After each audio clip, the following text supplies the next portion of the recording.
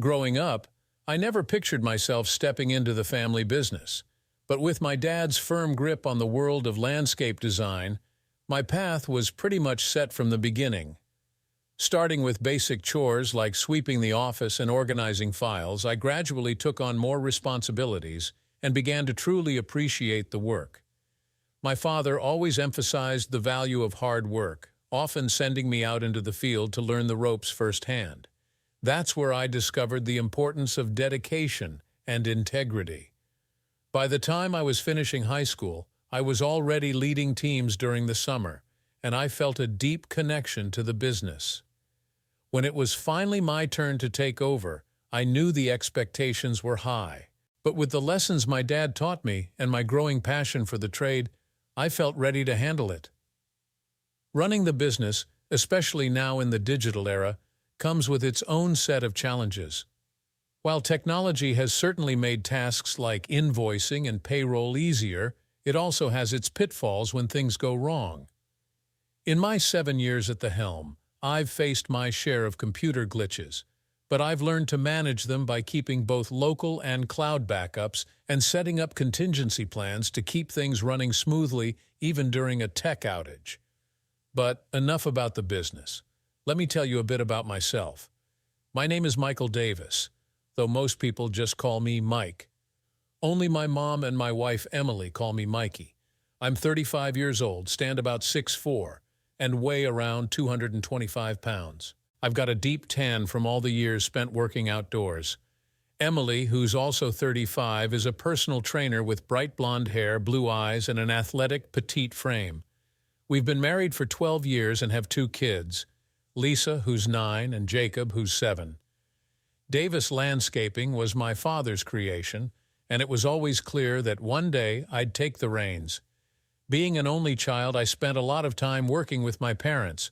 When I got older, my dad made sure I worked in the field to learn the business from the ground up, which I ended up loving.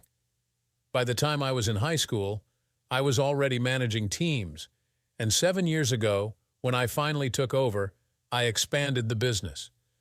We now have 10 crews and offer a range of services, including snow removal in the winter. Even though I spend most of my time in the office these days, I still like to get out on site when I can.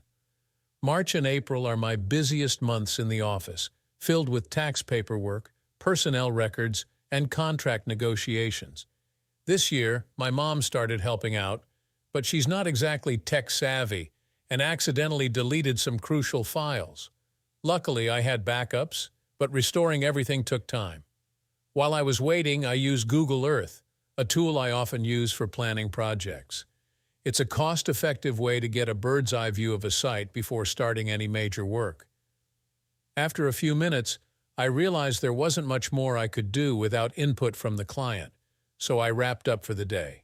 While waiting for the backups to finish loading, I decided to check out my house on Google Earth. I'd been thinking about adding a pool since the kids were getting older, but as I zoomed in, I noticed something strange. A car in my driveway that I didn't recognize. I know most of Emily's friends, but this car didn't look familiar. The image seemed recent. There was snow on the ground, and the garage addition was visible, which meant the photo was taken no more than 4 months ago. The car was red, but I couldn't make out the make or model. Curious, I switched to Google Earth Street View, though I didn't expect it to offer much more. The Street View was taken later in the year, with the dogwoods blooming. The car was gone, but something else caught my eye. My wife, Emily, standing in the doorway, hugging and kissing a man I didn't recognize.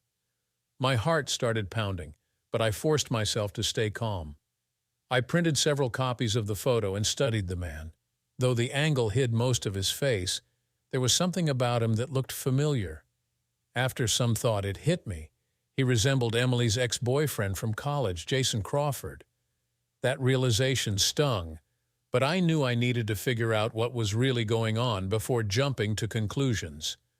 I considered my options: installing cameras, hiring a private investigator, or even setting up some kind of recording device.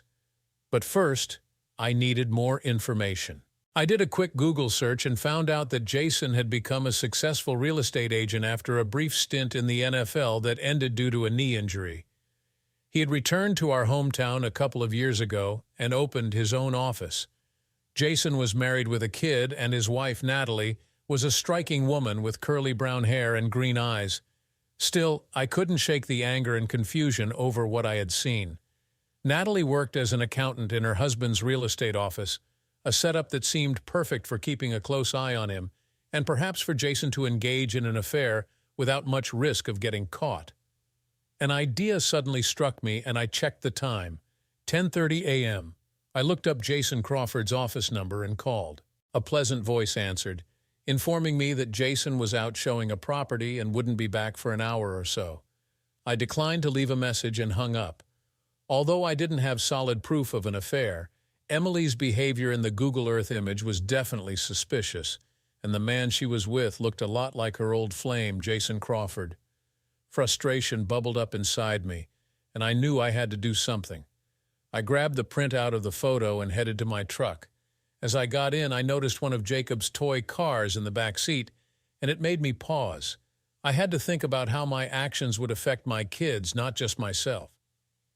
After a moment of reflection, I drove to Jason's office, which was located in a new building downtown. I spotted one of my crew foremen nearby but didn't stop to chat. My mind was solely focused on confronting this situation head-on. As I walked through the building in my work clothes, I could feel the curious eyes of the suited office workers on me. When I stepped off the elevator on the 4th floor and walked into Crawford Realty, I spotted Natalie Crawford right away.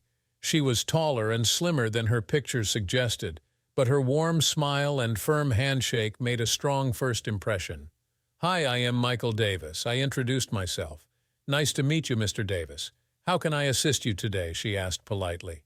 I took a breath and responded, "Mrs. Crawford, I have a photograph I need you to look at, along with a few questions." Her expression shifted as she realized this wasn't a simple business visit. She took a moment, clearly processing the situation before regaining her composure. "Please follow me," Natalie said, leading me to a door at the back of the office. She paused to instruct a colleague inside to cover the front desk, then guided me into a small break room.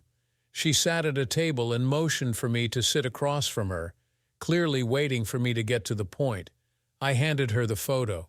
"The woman in this picture is my wife, Emily," I said, my voice steady but heavy with the weight of what I was about to ask. "She dated Jason Crawford back in college. Do you think the man in this photo is your husband?" Natalie hesitated before taking the photo, examining it closely. I watched as her expression shifted from curiosity to sadness and then to anger. After a few tense minutes, she handed the photo back to me. "Yes, that's him," she finally said, her voice strained. "When was this taken?" "Not more than 3 months ago," I replied, explaining how I found it on Google Earth. I pointed out the earrings I had given Emily for Christmas, which helped confirm the timeline. Natalie's face softened for a brief moment with sympathy before turning serious again. "I'm sure it's Jason," she said quietly. "Have you talked to your wife about this?" "Not yet," I replied. "She should be at work right now." Natalie questioned whether Emily was really at work, prompting me to call her. When she didn't answer, I phoned the gym where she worked. Mandy, a trainer and close friend, answered, and reluctantly told me that Emily had left about 10 minutes ago, supposedly to meet me for lunch at a place called Charlie's. I quickly checked Emily's location using the Find My Phone app. It showed she was at our house. I shared this with Natalie, whose face darkened with anger. Without another word, she stood up and marched out of the office, heading straight for the elevator. I hurried to keep up with her. "Chris," she called out to a coworker as we walked past, "I'm going to lunch. If Jason comes back before I do, call me immediately." Natalie's anger was almost palpable as we stepped into the elevator. "You'd better have a good reason for showing me that photo," she said, her voice sharp. "I've let him off the hook once before." I caught off guard. I asked if Jason had cheated on her before, then quickly apologized for prying. She waved it off and confirmed that he had, back when they lived in Arizona. They moved to Illinois to start fresh, but from the look in her eyes, I could tell she wasn't in a forgiving mood this time. During the car ride, We sat in tense silence for a few minutes until Natalie finally spoke. "I'm surprised your wife would bring my husband into your home," she said, disbelief tinged with bitterness. "It's a calculated risk," I replied, the bitterness in my voice mirroring hers. "Emily knows I'm usually stuck in the office this time of year and that I'd call before coming home, giving her time to cover her tracks." I glanced over at Natalie, my voice softening as I added, "I'm so predictable and naive. For all I know, she could have been cheating for years, and I'd be none the wiser." Natalie was quiet for a moment as I sped toward my house. When she finally spoke again, her voice held a note of sympathy. "There are usually signs when a spouse is cheating," she said gently. "Yes, I know," I replied, frustration lacing my words. "But I haven't noticed anything. Our love life hasn't changed, and she hasn't been acting any differently toward me or the kids. She doesn't go out with friends much either." "There weren't any signs with Jason either," she said, her voice breaking as she fell silent once more. As I turned onto my street, I noticed a red car parked in my driveway. Natalie's voice startled me from my thoughts. "That's Jason's car," she said, her anger mingling with sadness. If what we were about to discover was true, it would likely spell the end of both our marriages. I parked on the street and made my way toward the backyard, Natalie silently following close behind. She pulled a digital camera from her purse, and I regretted not bringing my own from the office. We quietly entered the house through the back door, and immediately I heard the unmistakable sound of Emily's voice, her moans of pleasure cutting through the silence like a knife. Beneath the anger, my heart broke as I heard Emily. I signaled for Natalie to follow me as I moved through the kitchen. I expected to find them in the living room, but when I peeked in, I was met with a sight I never anticipated. There was Emily on the couch, with another woman. Confused, I scanned the room and spotted Jason, filming the scene on his tablet. Natalie was already recording with her camera as rage began to boil inside me. She grabbed my arm, trying to hold me back, but I hesitated for only a second. What was another second when the damage was already done?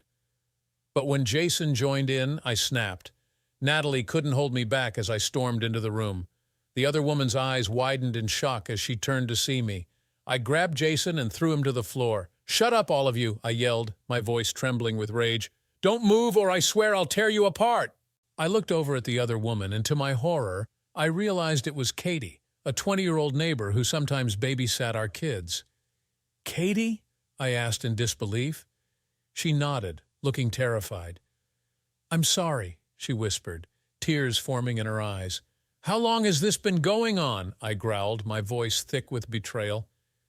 "This is only the second time, I swear," she stammered, her voice shaking. "You're lying!" I spat back, my anger only growing. Cheating was cheating, whether it was with a man or a woman. If Emily had slept with someone else, it was still a betrayal. I grabbed Jason's tablet, which had fallen during the chaos, and made sure Katie could see it clearly. "I've got a video of you doing some very inappropriate things," I said coldly. "Get out of my house and never come back. If you ever contact my wife again, even by accident, I'll post this online for your family, friends, and everyone else to see. I'll destroy your reputation, got it?" Katie's face went pale as she stared at me in horror. I shook the tablet in front of her to emphasize my point. "Yes," she whispered, trembling. "I understand." "Good," I snapped. "Now get out, you filthy homewrecker." Then I called my father-in-law, George, putting the phone on speaker. Emily, recognizing his voice, squeezed her eyes shut, silently begging me not to go through with what I was about to do. But there was no way I was letting her off easy. "Hey, George," I said, trying to keep my voice steady. "Mike, good to hear from you. How are things?" He replied warmly. "Something serious has come up between Emily and me. Can you and Linda come over as soon as possible?" George's tone immediately shifted. "Are the kids okay?" "The kids are fine. This is about Emily and me. I'd rather show you than explain it over the phone." There was a long pause as George processed what I had said. Finally, his voice came back, filled with concern. "We'll be there in 15 minutes. Please, Mike, don't do anything rash before we arrive." "I won't," I assured him before ending the call. I had a similar conversation with my own parents and then put my phone away. Emily was sobbing uncontrollably on the couch, knowing full well what was about to happen. Natalie, however, remained calm. "He needs a hospital, Mike," she said firmly. "I get that you want to punish your wife, but I have my limits." "Fine," I replied, my voice cold. "How about we call an ambulance instead?" Natalie studied me, realizing I intended to delay her departure without denying her request. With a sigh, she agreed. "All right, but once your revenge is done, I'm taking him to the ER." "Understood," I said, adding, "Keep the tablet and camera until you get everything you need. After that, return the camera. I'll need it for the divorce proceedings." "Thank you, Natalie." She nodded and made a call to her office, informing them that she had an emergency and was closing for the day. "Mr. Crawford is on his way to the ER," she told them. I couldn't help but wonder why she was still with him after his betrayal, but that was her choice. My parents were the first to arrive since they lived closer. When they walked in and saw the scene, Emily, Jason, and Natalie, my mom froze, and my dad just stared in shock. "Mike, what's going on?"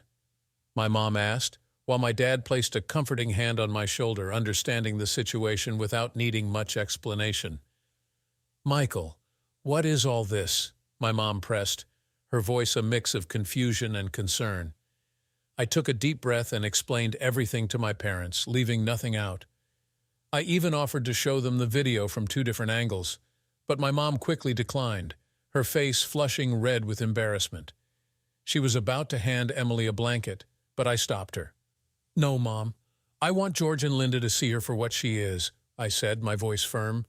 "I want them to understand that it's not my fault this marriage is over." Emily pleaded, "Mike, please don't," but I cut her off sharply. "Shut up! What did you expect? I caught you and you thought I wouldn't want a divorce? You're completely out of touch." My in-laws, George and Linda, arrived shortly after. Linda gasped when she saw Emily. "What is going on?" she exclaimed, nearly tripping over Jason, who was still on the floor. "Who is this?" I turned to Emily. "Are you going to explain or should I?" When she remained silent, I recounted everything, from discovering the truth to meeting Natalie and what I found when I got home. Both sets of parents were silent until Linda finally spoke up. "This must be a mistake. Emily wouldn't do something like this," she said, her voice trembling. "I have video proof," I replied calmly. "Would you like to see it?" I pulled out the SD card ready to show them. "Don't, Mike," my mom pleaded, her voice filled with sympathy. "It won't solve anything and will only hurt more people." "I won't let anyone doubt the truth," I insisted. "This needs to be settled here and now." George raised his hand, his voice measured. "What are you going to do now? That's the real question." I looked him straight in the eye, my decision clear. "I'm sorry, George, but divorce is the only option. I can't stay married to someone like her." As Natalie helped Jason gather his things, I continued. "First, I want full custody of the kids. Emily can visit, but they'll live with me. That's non-negotiable." Linda tried to object, but I cut her off. "This isn't up for discussion. If I don't get what I want, Emily's actions will be all over the internet. Do we understand each other?" I turned to Emily, my voice icy. "Do you understand?" Emily finally snapped, shouting, "Don't you dare call me a homewrecker." "You are a homewrecker," I shouted back, my anger boiling over. "And I won't let you raise our daughter to be like you." The argument quickly escalated into a full-blown screaming match, lasting for what felt like hours. But then I realized the school bus would be arriving soon. "The kids will be home soon," I said coldly. "Go clean up and get dressed before they get here. Then we'll explain why Mommy won't be living here anymore." Emily shot back, "I'll tell them why Daddy isn't here anymore." "Fine," I replied, my voice laced with bitterness. "But don't take too long." I carried the camera to the den where our home computer was, making it clear that I wasn't bluffing. Emily rushed after me, panic in her eyes as she realized how serious I was. "Wait," she screamed. "You know the courts won't give you custody." I turned to her, my anger barely contained. "These days I could be a criminal and still get custody." "Not if you tell the judge you don't want it," she said, staring at me with defiance. I let my anger show, wanting her to understand just how much she had hurt me. But she didn't back down, her eyes locked on mine, unyielding. I shrugged, dismissing her pleas as I turned away. "You can't do this, Mike," she screamed, desperation clear in her voice. "Just watch me," I responded, my tone cold and unyielding. "You won't. I know you still love me," she insisted, her voice cracking. "That was true once," I replied, my voice void of any warmth. "But now I've learned things about you I wish I hadn't. There's no going back." Emily's tears flowed freely as she broke down again, but I felt nothing, no pity, no remorse. I was drained, and all I wanted was for this ordeal to be over. "Do you really hate me enough to go through with this?" she asked, her voice barely audible. "Yes," I answered without a moment's hesitation. "If you don't agree to what I want in the divorce, I'll make it my life's mission to destroy you, even if it means ruining myself in the process." I paused, my mind wandering to the question that had been gnawing at me. "Are Lisa and Jacob even mine, Emily?" She looked at me in shock, her face pale. "How can you ask me that?" "How could you cheat on me with multiple people?" I shot back, my voice rising with anger. "I don't know what to believe anymore. I never imagined you'd betray me like this." I pocketed the SD card and gripped the tablet tightly, heading back to the living room with Emily trailing behind me. As I got closer, I overheard the conversation between our parents. "Do you really think he'll go through with it, Frank? This could destroy Emily's future," Linda said, her voice tinged with anxiety. My dad's voice was firm and unyielding. "After what she did, I don't give a damn about her future. She deserves whatever comes her way." When I entered the room, the conversation came to an abrupt halt. Linda looked at me with nervous eyes, but I didn't acknowledge her. I knew she'd stand by her daughter no matter what. "Mike, it's not right to demand full custody," Linda began cautiously. "The kids need their mother." "Mrs. Brown, I don't care what you think," I retorted sharply. "Challenge me on this and you'll face the consequences. I'm shocked none of you care that Emily cheated, but it doesn't matter. You're free to leave. Take your daughter with you if that's what you want." They stared at me, stunned by my words. I could hear them whispering among themselves, probably hoping Emily would take everything in the divorce. But things didn't go as either of us had expected. Emily might have bluffed about the courts, but not by much. I didn't think she'd call my bluff about the video, but she did, and unfortunately for her, I wasn't bluffing. After the judge granted her custody, she shot me a smug smile, thinking she'd won. But I just stared back, my face expressionless. Later, I went to a coffee shop and used Jason's tablet to upload the edited video to every website I could find. I sent the links to Emily's family using Jason's email and posted them on his social media accounts. Then I tossed the tablet into the river without a second thought. True to my word, Emily's reputation took a nosedive after I posted the video. She lost her job at the gym, but she still kept custody of the kids. Luckily, since the divorce was finalized before she got fired, I wasn't stuck paying spousal support. She tried to claim a portion of the family business, but failed because I didn't technically own it. My dad did, and I just managed it. The judge ordered me to pay $600 a month in child support, but my lawyer managed to delay the payments until we got the paternity test results. I demanded the test mainly to spite Emily, but I was relieved when it confirmed the kids were mine. Emily got half of our savings in checking accounts but couldn't afford to keep the house, so she had to sell it. We split the money and she bought a smaller place nearby. I also bought a modest house in the same school district, though I had to tighten my belt to make ends meet with the child support payments. My dad offered to increase my salary, but I declined, knowing it would just lead to higher payments. Lisa and Jacob liked my new place but struggled with the fact that their mom and I weren't together anymore. I did my best to keep them occupied with trips to the park, bike rides, hikes, and occasional swims at the local pool. As for my personal life, I started dating again a few months after the divorce. I hadn't done anything wrong, so I didn't see why I should be alone. While finding dates wasn't difficult, I was looking for something real, a relationship with substance. The kids would sometimes ask about their mom, hoping we'd get back together, but I always reminded them that it wasn't going to happen. My feelings for her were dead. About 6 months after the divorce, I ran into Mandy Parker, a trainer from the gym where Emily used to work. We bumped into each other at the grocery store, and I could tell she was just as interested in me as I was in her. When she asked if I was seeing anyone, I admitted that I wasn't. She leaned in closer, playfully touching my arm. "Do you like what you see?" she asked with a flirtatious smile. "Yes, I do," I replied, deciding to take a chance. I invited her over for dinner, wrapping my arms around her waist and adding, "Maybe we can talk about dessert."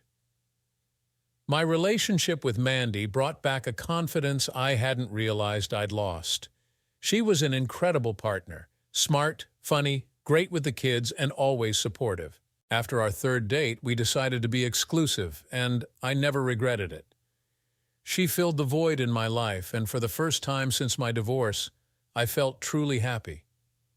A few months into our relationship, I got an unexpected call from my former in-laws. George Brown informed me that Emily was in the hospital and they needed me to pick up the kids. He probably expected me to ask why she was hospitalized, but I didn't bother. I only asked if it was something that could affect the kids. When he mentioned that she was at the Silvercrest Center, a mental health facility, I shrugged it off and ended the call. On my way to pick up the kids, I briefly thought about Emily and why she had chosen to destroy our marriage, but then I shook off the thought, focusing on the road ahead. I'd replayed it all in my head countless times, but I never confronted Emily directly. I knew she wouldn't tell me the truth, and honestly, it didn't matter anymore. For me, infidelity was the line you couldn't cross, and I wasn't about to lose my self-respect by staying with someone who did. When I pulled up to the Browns' house, it was clear that Lisa and Jacob weren't handling things well. They clung to each other in a way that was out of character for them. George Brown's face was twisted with bitterness as he sent the kids inside to gather their things. Once we were alone, he wasted no time getting to the point. "What's wrong with you, Mike?" he demanded, his voice tight with anger. "Other than a touch of nearsightedness, not much," I replied, sarcasm dripping from my words. "Cut the crap. Your wife is in a mental hospital, and you don't even care." "She's not my wife anymore," I snapped back. "She destroyed our marriage, not me. And no, I don't care. Why should I? She's the one who cheated, not me." "This is your fault. She's in the hospital because of you," George shot back.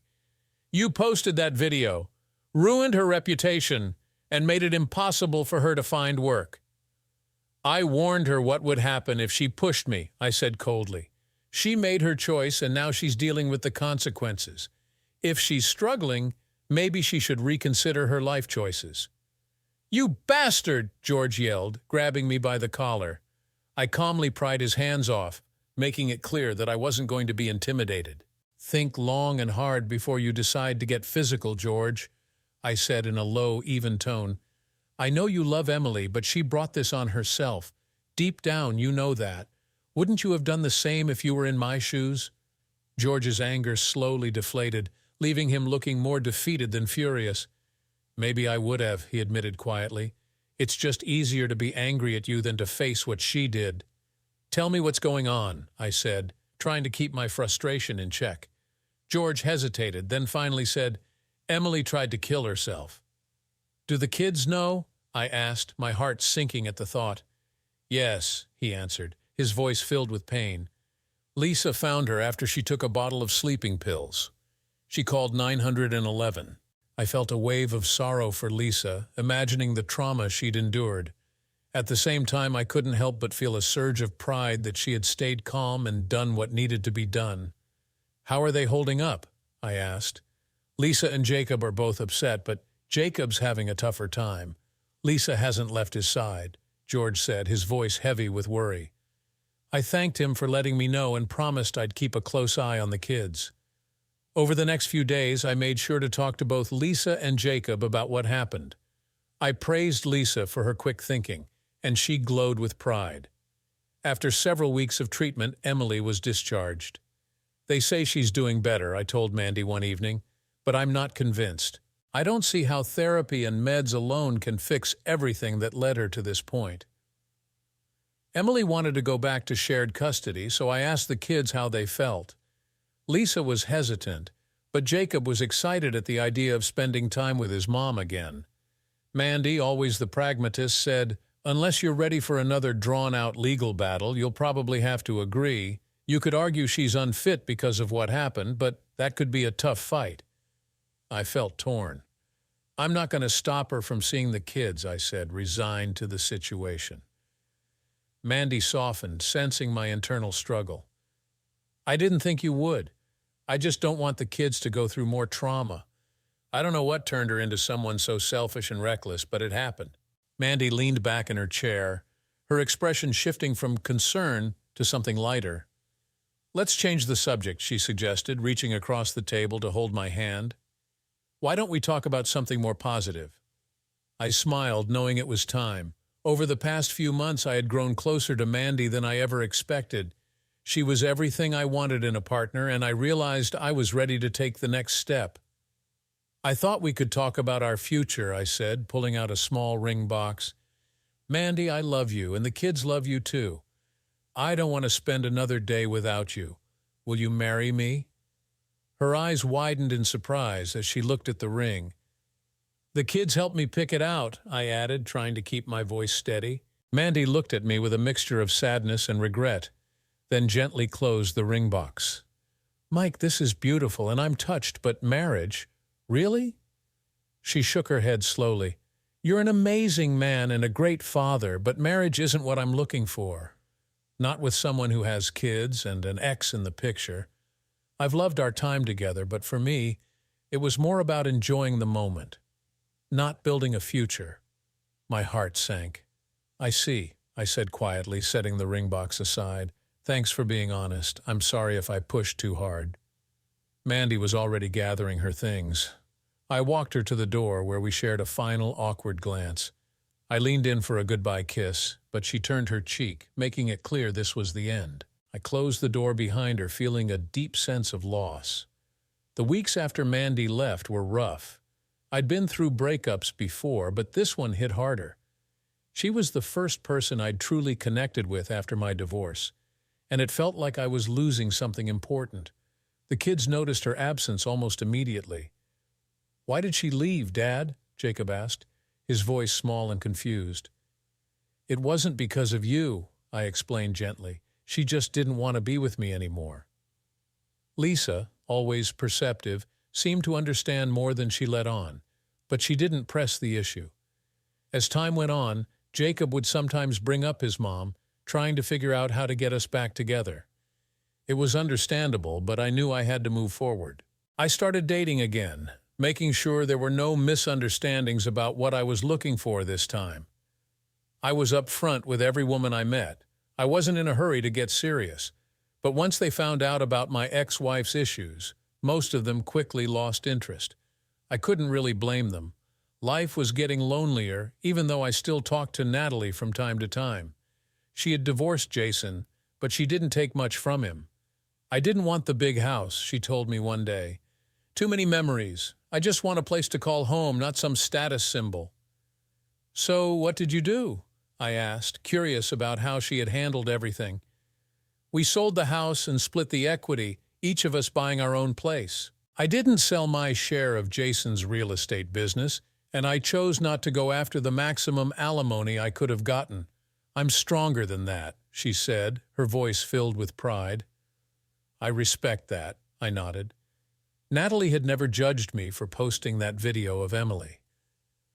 "I don't blame you," she said once, "but just so you know, that video won't get you custody unless Emily agrees." "I know," I admitted, "but I had to do something." Natalie looked at me knowingly. "You're still angry, aren't you?" she asked softly. I sighed. "Yeah, but not as much as before." She didn't push any further and shifted the conversation. "How are the kids?" "They're okay," I replied. "Jacob's still holding on to hope that his mom and I will get back together. Lisa's too smart for that." "Kids grow up fast," Natalie said with a wistful smile. "Yeah, they do," I agreed. Her son, Robbie, often visited since he and Jacob were in the same grade. One afternoon, when Natalie came to pick him up, she found the ring box from my failed proposal to Mandy. "Mike, what's this?" she asked, holding it up. I sighed. "That's what's left of my engagement to Mandy." After hearing the whole story, Natalie shook her head sadly. "I'm sorry, Mike." "Thanks," I said, forcing a smile. "I'm just not great at picking the right people, I guess." She laughed. "Join the club. I'm not much better." We both laughed, but I knew Natalie had someone special in her life. It seemed like she was headed toward another wedding. After a pause, I asked, "Do you think the problem is me?" Natalie looked at me thoughtfully. "Maybe you've got some unresolved issues. You never really found out why your ex cheated, did you? That might still be weighing on you." "I never tried to find out," I admitted. "But do you think talking to Emily would really help?" "Maybe," she shrugged. "What do you have to lose?" "Good point," I said, considering it. "I guess it couldn't hurt." That Sunday, when I dropped the kids off at Emily's house, I decided to talk to her. The kids looked surprised when I walked them to the door. "Dad, what are you doing?" Jacob asked, puzzled. "I need to talk to your mom," I said, trying to sound casual. They nodded and went inside. I knocked on the door, and Emily answered, clearly surprised to see me. "What do you want?" she asked, barely masking her irritation. "I need to talk to you in private," I replied. She sent the kids inside and crossed her arms defensively. "What does the great Mike want?" she asked sarcastically. "I want to know why you cheated on me," I said simply. "What?" She looked genuinely taken aback. "I want to know why," I repeated. "Why did you destroy our marriage?" "It's been over a year, Mike. Why ask now?" she snapped, her tone defensive. "I was too angry to care before," I admitted. "But now I need to know why you did it." "You're blaming everything on me," she said bitterly. "You're the one who cheated," I replied calmly. "I never did. If you don't want to tell me, just say so, and I'll leave." She hesitated, her emotions flickering across her face. Finally, she looked down and then met my eyes. "I felt the desire to be with another woman," she admitted quietly. "Why didn't you explore that in college before we started dating?" I asked, trying to make sense of it. "I tried," she said, "but I always chickened out, worried my parents would find out." After a pause, she continued, "One night, Jamie caught me alone in the women's locker room. After that, I realized I couldn't give her up." "So, you decided you were gay?" I asked, still struggling to understand. Emily shook her head. "No, I'm bisexual. But I knew how you felt about monogamy. Even if I had given up Jamie, that first time would have ended everything for you." "You're right," I said. "I made that clear from the start." "Yes, you did," she agreed. "But it wasn't easy to give up everything for one fling," she added, a hint of emotion creeping into her voice. "Damn it, Emily, it couldn't have been that hard." I replied, my anger rising again. "What about Jason? He's not another woman." "No, he's not," she admitted. "He started as a client and kept pushing for something more. I resisted at first, but eventually I gave in. I knew if you found out it was over for me, so I tried to keep it a secret." "So it wasn't just one mistake," I said, struggling to keep my voice steady. "No," she admitted. "It went on for weeks until you put a stop to it." "I ruined it?" I asked, incredulous. "You're blaming me?" "For once I'm not blaming you," she said, a hint of sincerity in her voice. "But yes, you ended it." "I almost wish I hadn't asked," I said quietly. "Natalie thought knowing why would help, but I feel worse. You didn't respect me enough to be honest. You just went after whatever you wanted." Emily shrugged. "I didn't think about you until it was too late." "Did you ever love me?" I asked, my voice betraying the hurt I was trying to hide. "Yes, I did," she said, showing some real emotion. "And I regret hurting you and the kids, but that doesn't change what happened." "Were you ever faithful?" "Yes," she confessed. "I stayed faithful until that night with Jamie. After that, everything spiraled out of control, and my therapist helped me see how wrong I was." She paused, then her voice turned sharp. "But you didn't have to destroy everything, Mike. You wrecked my relationship with my parents, ruined my reputation, and now I can't even find a job in my field. Moving won't help either. You even ruined Jamie's life. She doesn't speak to me anymore because of that video. How could you do that?"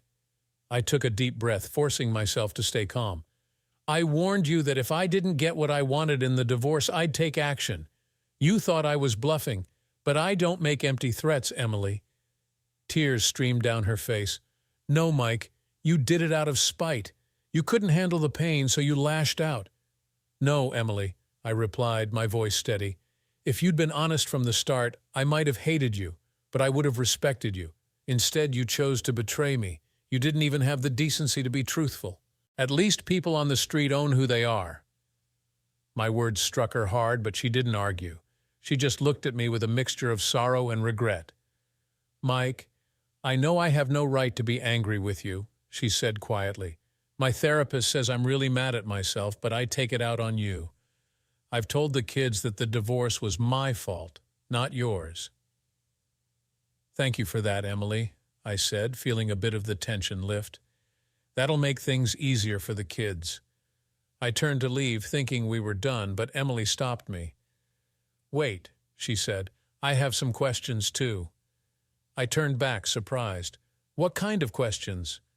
"Why did you give up on me so easily?" she asked, confusion in her voice. "Why didn't you fight for us?" "That's absurd," I shot back. "Don't you remember our conversations before we got married? We talked about how infidelity can tear families apart. I made it clear that cheating was the one thing I could never forgive. Once you made that choice, there was nothing left to fight for." She started to cry again, then pulled herself together enough to ask, "How did you find out I was cheating? We were so careful." I let out a bitter laugh. "It was pure chance," I said, and then explained how I stumbled onto the truth. As I recounted the events of that day, her eyes grew wide with disbelief. When I finished, she sank into a chair on the porch. "This story is so crazy that it almost sounds made up," she muttered, shaking her head in disbelief. "Google Earth," I said with a grim smile. "It was like having a view from above, catching everything in real time. It would be funny if it wasn't my life." Emily looked at me with real remorse. "Mike, I'm truly sorry," she said softly.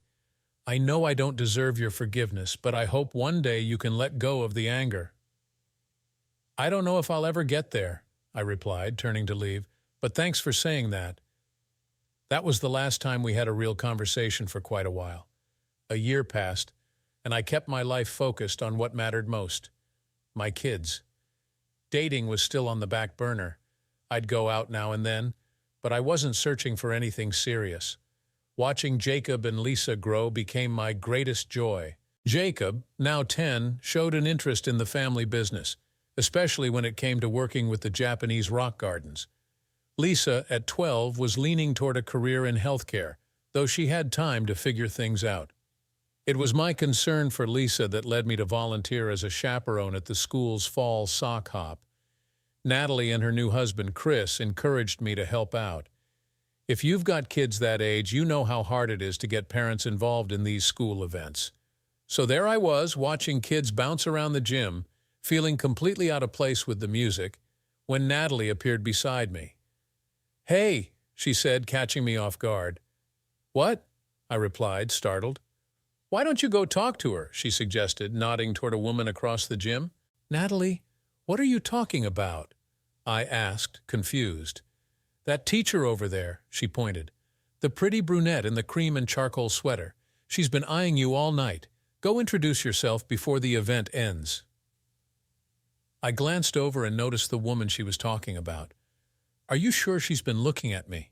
I asked, still doubtful. "Trust me, Mike. A woman can tell when someone's interested. Go for it." I shrugged, thinking, why not? She was attractive, and I hadn't had much luck lately. After a brief moment of hesitation, I decided to approach her. As I got closer, I realized she seemed about my age. When she turned to face me, her bright green eyes immediately drew me in. "Hi," I said as I reached her. "I'm Mike Davis, Lisa and Jacob's dad." She smiled warmly and extended her hand. "Hi, Mike, I'm Dawn Rogers, Greg's mom. I teach 6th grade here." "Nice to meet you, Dawn," I said, returning her smile. "Likewise," she replied. "It's not every day you see a single dad chaperoning." "I guess," I shrugged. "But my kids are worth it.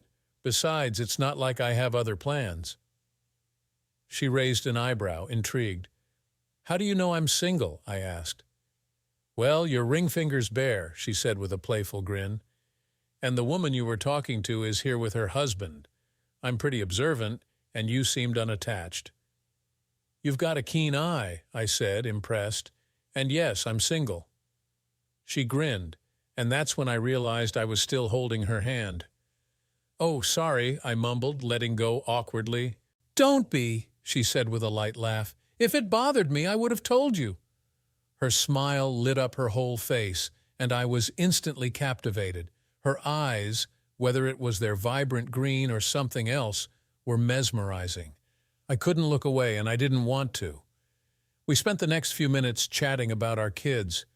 I mentioned that Lisa was already considering a career in nursing and how Jacob enjoyed helping me with work. Dawn shared stories about Greg's fascination with electronics and the little challenges that came with it. "I knew it," Natalie nudged me with a grin. "Time to get the kids packed up, Mike," she added, noticing my confusion as the DJ began packing up. I realized how caught up I had been and quickly helped gather the kids, making sure everyone was accounted for. After ensuring each child was with the right parent, we cleaned up the gym and headed out to the parking lot. As we walked, Dawn surprised me by slipping her hand into mine. "Call me sometime," she said softly, placing a folded piece of paper in my shirt pocket. "I'd love to have dinner with you." With that, she and her son headed to their car, disappearing into the night. That evening marked a turning point for me. I didn't hesitate to call Dawn the next day. She had an undeniable charm that I couldn't get out of my mind. Our first dinner date didn't lead to anything more than a few sweet kisses, but it was clear we were both interested. Dawn wasn't the type to rush into anything, and I respected that. We took things slowly at her pace.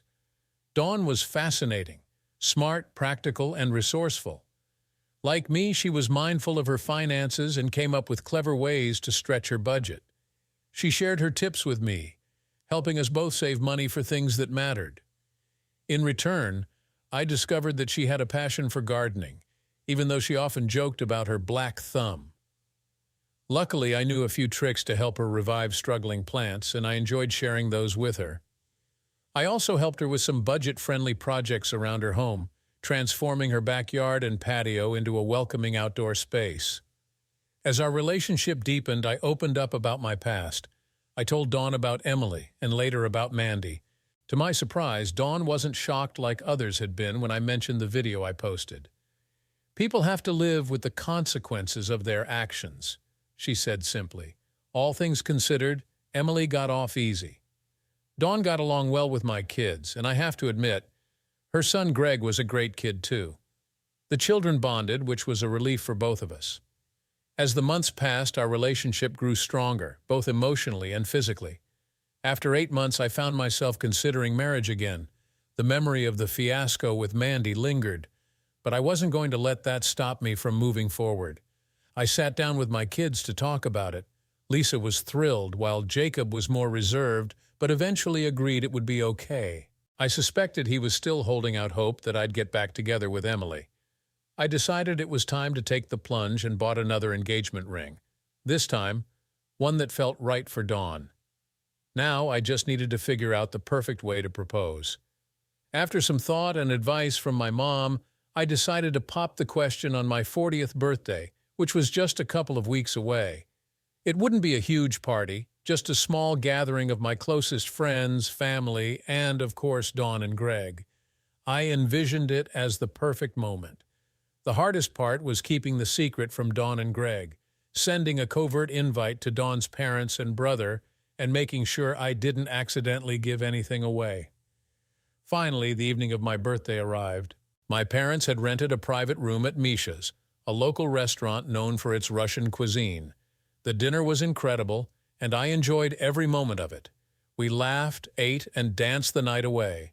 When it came time for gifts, I opened each one with gratitude, thanking everyone.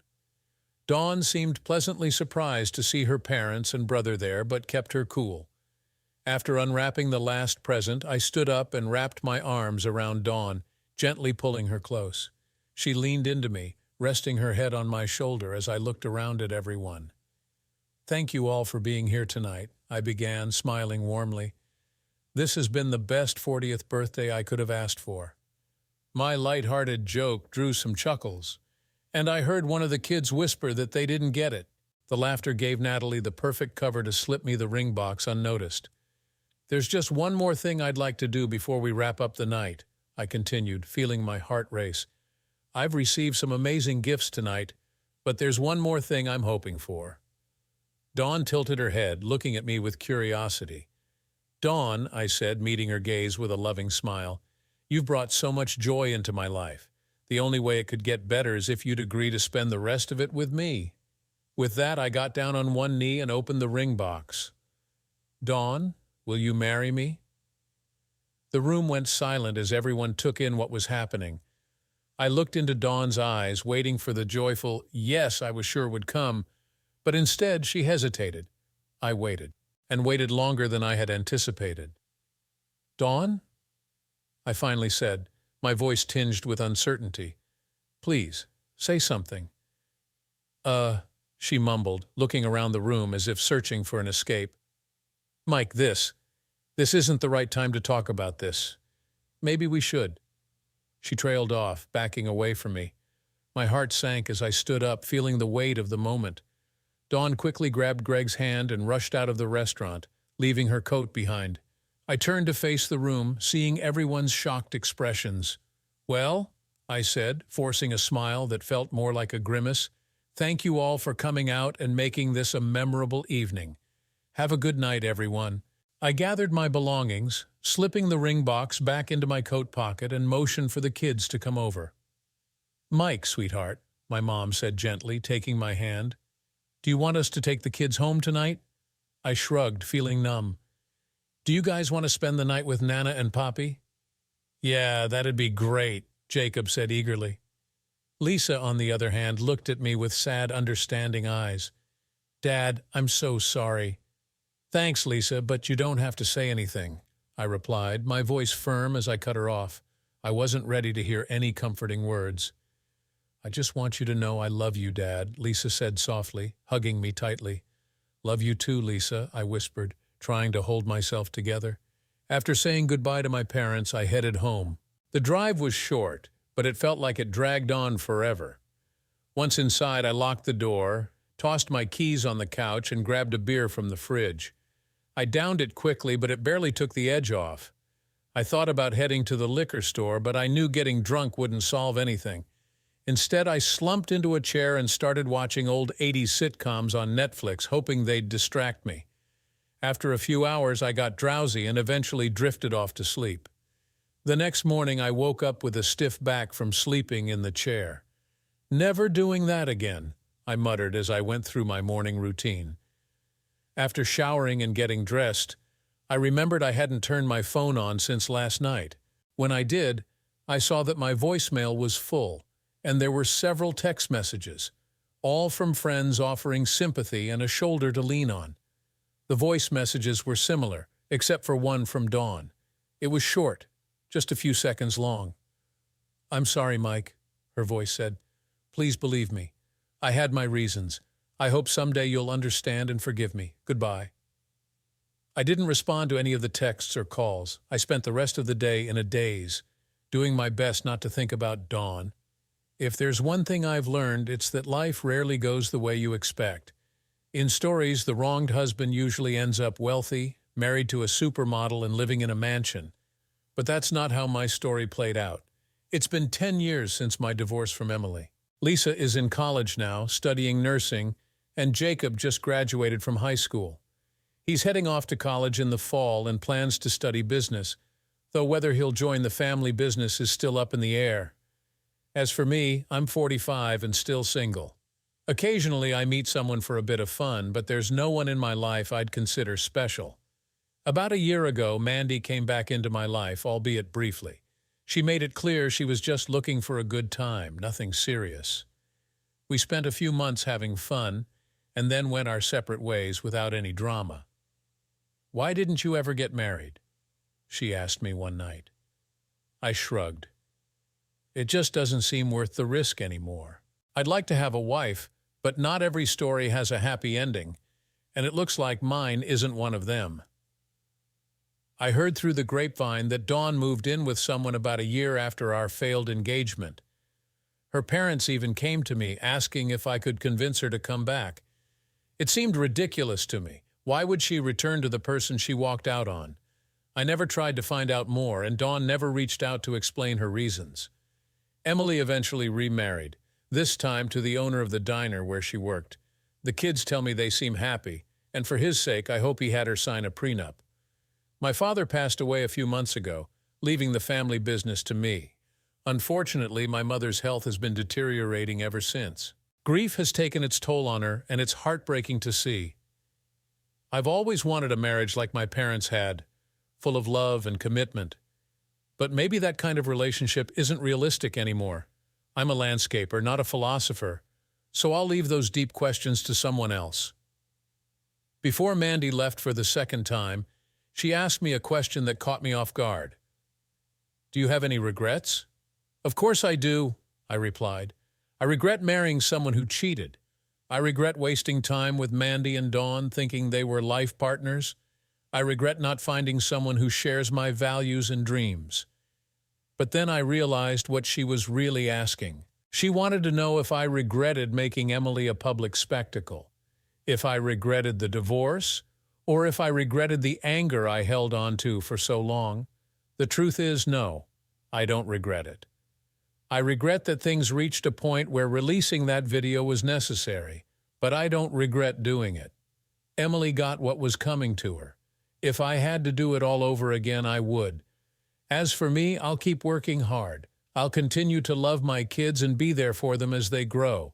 I look forward to the day when I can spoil my grandkids. I haven't completely given up on finding a wife, but it's not my priority anymore. I'll find joy in the small moments, in the life I've built. It may not be the life I envisioned, but it's a life I can live with.